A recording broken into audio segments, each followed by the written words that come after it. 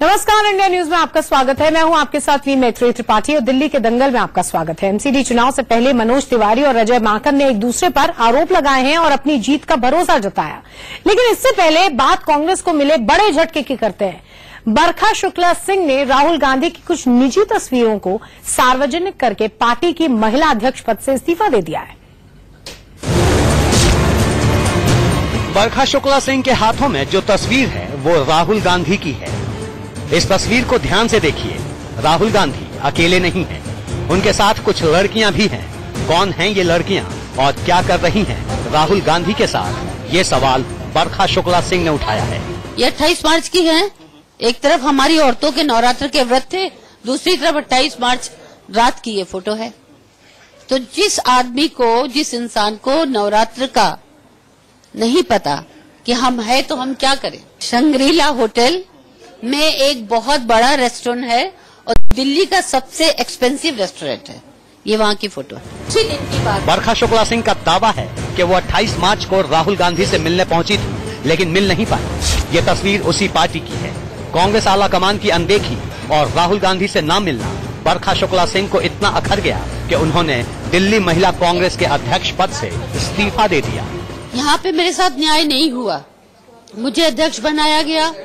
उससे पहले मेरे साथ जो यहाँ पे महिला सुरक्षा के नाम पे, महिला सम्मान के नाम पे सरासर धोखा है। मेरे साथ एक हादसा किया माकन जी ने। बरखा शुक्ला सिंह ने अजय माकन पर भी गंभीर आरोप लगाए हैं। लेकिन बड़ा सवाल इन तस्वीरों का है कि आखिर राहुल गांधी के साथ पार्टी करने वाली ये लड़कियां हैं कौन। मनोहर केसरी, दिल्ली, इंडिया न्यूज। और कांग्रेस के भीतर उठापटक की पूरी तस्वीर आनी अभी बाकी है, ऐसा दावा दिल्ली बीजेपी के अध्यक्ष मनोज तिवारी ने किया है। मनोज तिवारी का कहना है कि बीजेपी इस बार भी एमसीडी चुनाव में परचम लहराएगी। और क्या कुछ कहा इंडिया न्यूज के मैनेजिंग एडिटर राणा यशवंत से खास बातचीत में, आइए सुनते हैं।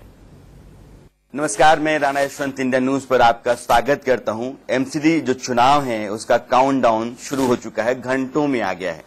और जब इस तरह से काउंटडाउन नीचे आता जाता है तो उन लोगों के दिल की धड़कनें तेज होने लगती हैं जिनके ऊपर जिम्मेदारी सबसे ज्यादा होती है।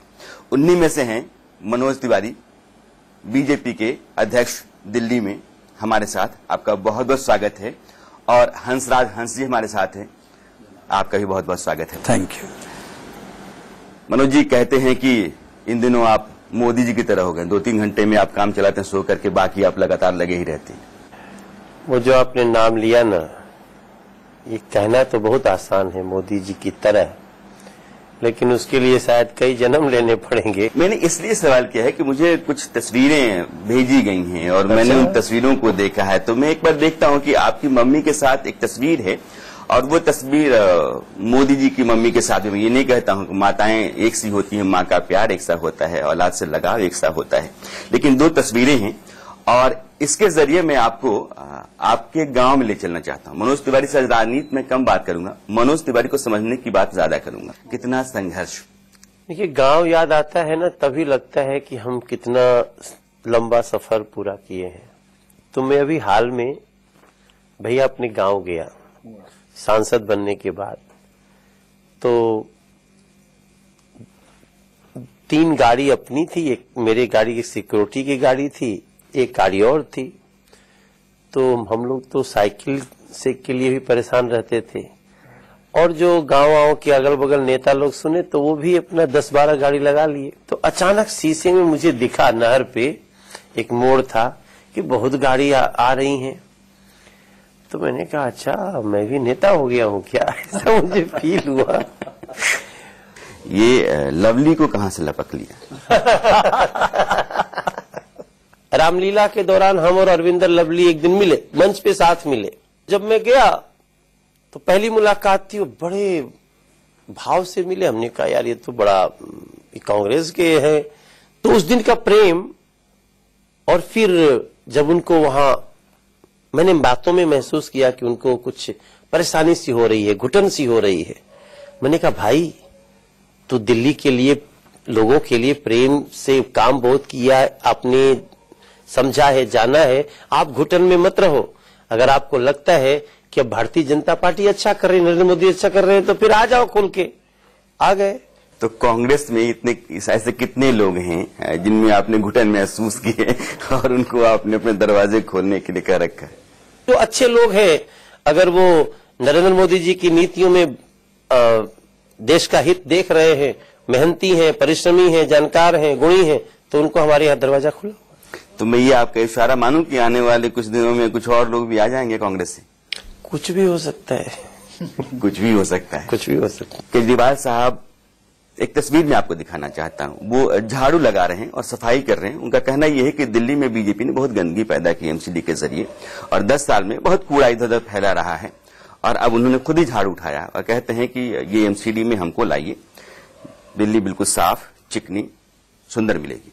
नहीं, उन्होंने एक होर्डिंग लगाई जिसमें उन्होंने कहा कि दिल्ली से गंदगी हटाओ, तो लोग रजौरी गार्डन से हटा दिए।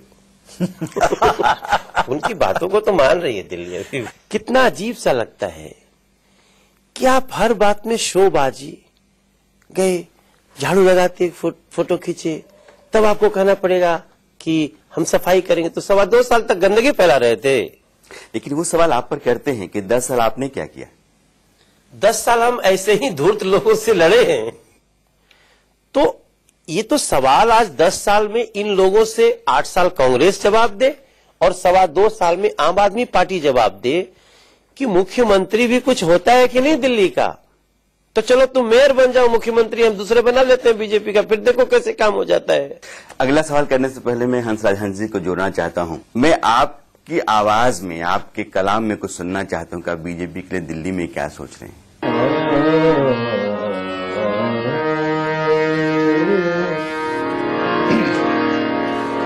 जिंदगी दी है,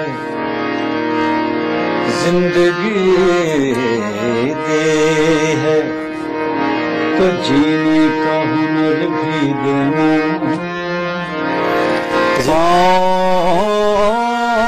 बख्शे है तो तोहफे के सफर भी देना।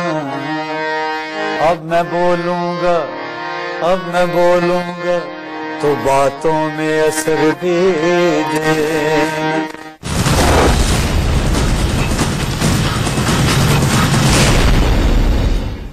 और मनोज तिवारी के साथ पूरा इंटरव्यू देखिए आज रात 9:30 बजे। मनोज तिवारी के दावों पर अजय माकन को यकीन नहीं है। उनका कहना है कि बीजेपी खुद बगावती कार्यकर्ताओं से निपट नहीं पा रही है। माकन ने केजरीवाल पर भी सवाल उठाए हैं, सुनिए और क्या क्या कहा उन्होंने। माकन साहब, ये चुनाव इस समय क्यों जरूरी, आपको लगता है कि बहुत ज्यादा जरूरी है कांग्रेस के लिए, क्योंकि जो हाल हुआ था 2013 और 15 में, उसके बाद ये रिवाइवल का सवाल है आपके? बिल्कुल, ये चुनाव बहुत महत्वपूर्ण है। हम लोगों का लगातार 2012 के बाद से vote percentage share Congress party का लगातार कम हो रहा है और 2009 में हम लोगों के 53% वोट शेयर थे दिल्ली में और 2012 में वो 30 हो गए, 2013 में 25 हुआ, 14 में 15 हुआ और 2015 के अंदर जो आखिरी इलेक्शन थे उसमें 9% आया। तो उसके बाद में जब मुझे कार्यभार दिया गया, अच्छी बात यह है कि हमारे 2 बड़े उपचुनाव दिल्ली में हुए। तो 13 सीट्स पे कॉर्पोरेशन में जहां पे उपचुनाव हुए, जहां पे 8 लाख वोटर्स थे, तो हमने इसको बढ़ाकर के 30% पे लेकर के आए। रजौरी गार्डन अभी उपचुनाव में वो और बढ़कर के लगभग 34% तक के पहुंचा। तो अब हम लोगों की कांग्रेस की ये रिवाइवल का फेयर चांस है और हमारे कांग्रेस के सभी लोगों में बड़ा उत्साह है और हमें उम्मीद है कि ये बहुत अच्छा इस बार हमारा जाएगा। ऐसी क्या बात है कि आप ही के प्रदेश अध्यक्ष बनने के बाद सबसे ज्यादा बगावत की बातें सामने आने लगी? कुछ कड़े निर्णय लेने पड़ते हैं, नए लोगों को हमको आगे लेकर के आना पड़ता है, जो हमने लिया। हमने संगठन को बहुत मजबूती से आगे बढ़ाया, हमने मुद्दों को बहुत आगे बढ़ाया। तो लेकिन कांग्रेस के कार्यकर्ता बहुत खुश हैं। आप कार्यकर्ताओं के अंदर कहीं पर भी कोई नाराजगी नहीं देखेंगे और इसी वजह से हमारा ये चुनाव सब लोग बहुत अच्छे से करेंगे। कह तो रहे हैं कि कार्यकर्ता खुश हैं, लेकिन कुछ कार्यकर्ता, अगर मैं बात करूं पीसीसी के अध्यक्ष अरविंदर सिंह लवली और आपके करीबी 2 माने आते थे, वो चले गए और उनका जाना आपको नहीं लगता कि आपसे बात करके जाते या कुछ होता? नहीं, देखिए, राजनीति में बहुत सब आते हैं, बहुत सब लोगों का अपना अपनी सोच है। आप ये क्यों नहीं इस चीज को दिखाते कि काउंसलर्स, बीजेपी के 21 काउंसलर्स बागी लड़ रहे हैं? क्या ये छोटी बात है कि बीजेपी के 21 सिटिंग काउंसलर्स बागी लड़ रहे हैं, जिनको उनको सबको बाहर निकाला? आप ये क्यों नहीं बताते कि आम आदमी पार्टी के 6 बार उन्होंने लिस्ट अपनी अनाउंस करने के बाद चेंज करनी पड़ी? हम लोगों ने तो नहीं कभी भी ऐसे करने की जरूरत महसूस हुई। तो कांग्रेस की स्थिति नीचे लेवल पे सबसे ज्यादा मजबूत है और ये भाजपा और आप वाले भी दोनों के दोनों इसको खतरा मान रहे हैं। क्या आपको नहीं लगता कि आप ज्यादा उम्मीदें बांधे हुए हैं, क्योंकि रजौरी गार्डन में जो कुछ हुआ वो सिर्फ रजौरी गार्डन तक सीमित रह सकता है, जरूरी नहीं वो पूरी दिल्ली में हो। 8 लाख वोटर्स 13 बाई इलेक्शंस में गए, वहां पर हम लोग जो हैं 13 में से 6 काउंसलर्स अब हमारे हैं, बीजेपी के सिर्फ 3 है और आम आदमी पार्टी के 4 हैं। तो वो सैंपल को आप नहीं मानना चाहते।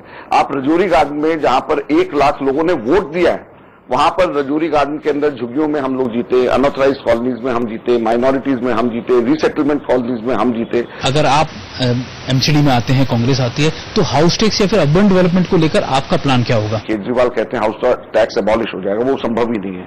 वो कानून उसमें बदलना पड़ेगा और वो उनके हाथ में नहीं है।